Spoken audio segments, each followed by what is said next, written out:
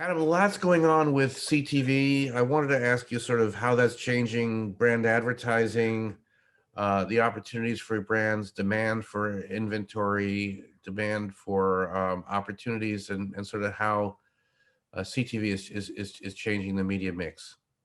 Well, I think 2020 was a transformative year as we think about the likes of CTV, as we saw consumers continuously spending more and more time with their connected TV devices.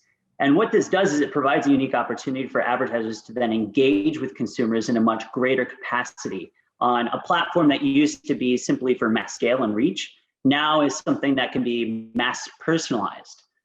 This therefore provides benefits for advertisers, again, to create more meaningful one-to-one brand experiences, and hopefully, ideally, connect those experiences into other digital environments to help make one cohesive brand experience for the consumer. Now, one of the challenges, though, is actually seeing that experience pull all the way through, as we see that the connected TV space is certainly growing in inventory, but also growing in inventory sources. And this can make it somewhat difficult when managing frequency across multiple buying sources. Therefore, I think the future for CTV certainly is going to be in kind of a consolidated effort in programmatic or addressable activation that allows us to see consumers in one consistent, cohesive way. At Initiative, what is the approach to investing in TV versus CTV versus digital? You know, how are things being organized, and how might they change from an investment standpoint? I think that overall, the approach that we take really won't transform too much more than it already has, because the fact is that our approach to buying video has always been objective and audience first, meaning that we should always be engaging with our consumers when and where they are, and in ways that are most applicable to achieve our clients' objectives. Now, ideally, this will will happen in kind of a collective or portfolio way of approaching video buying. Unfortunately, right now, we're seeing that the video marketplace is heavily fragmented in the likes of buying linear versus online video versus connected TV and over-the-top devices. But we are starting to see progress made there.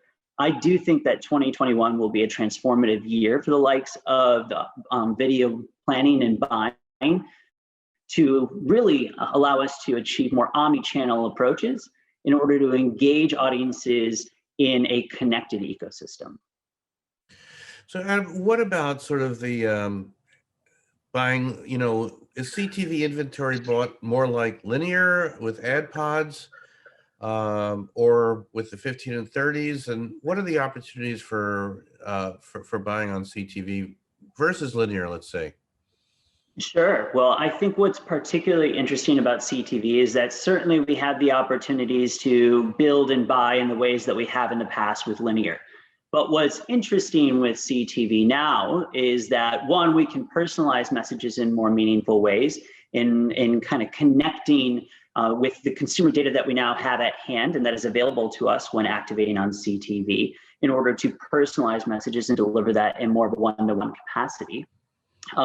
But in addition to that, CTV also allows a degree of interactivity with the consumer that brands never had before, meaning that no longer are we just talking at consumers, but we have an opportunity to talk with them and allow them to react and respond with us in the moment. We've likely seen this in a number of different cases, whether that be the likes of interactive ads, where you actually get to select the ad that you're about to see, or even the likes of having, say, a direct response message up on the screen now with the likes of QR codes, encouraging you to either visit a website for more information, or even selecting and adding content directly into your email or directly even into your shopping cart, depending on the experience. So what we're seeing is really enhanced capabilities to engage with consumers in new and meaningful ways that previously have not been made available to us through linear traditional methods. What about measurement for planning, measurement for outcomes? As we've discussed, there's so many different services and platforms. It's a highly distributed model right now. what would you like to see in terms of measurement or other developments that would make your job investing and making your clients happy? What would you like to see develop? Certainly, I would love to see kind of an all ecosystem, all touch point enabled mapping of the customer journey. We know that consumer journeys today are no longer linear, meaning that people can be inspired by a TV ad and not buy for 30 days. They might see a TV ad and go on their phone and buy right there and there in the moment.